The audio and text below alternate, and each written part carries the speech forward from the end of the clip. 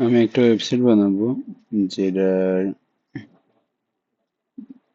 যেটার প্রথমে একটা টেমপ্লেট থাকবে। টেমপ্লেটের একটা ইমেজ রিকগনিশন সিস্টেম থাকবে। লাইক আমি যদি ছবি তুললে বা ওইটার ফেস ডিটেক্ট করে ফেস মুভমেন্ট বুঝে ওই কি রিয়াক্ট দিচ্ছে ওইটাই শো করবে। এর জন্য প্রথমে একটা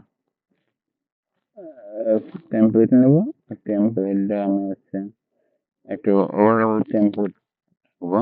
এবার ওর ভিতরে একটা ইমেজ ছবি তোলার জন্য একটা অপশন রাখবো।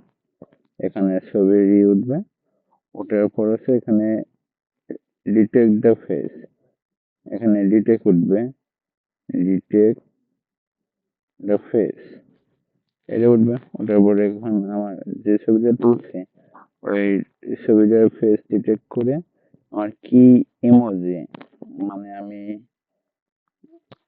আমি হ্যাপি না স্যাড, এগুলো দেখাবে।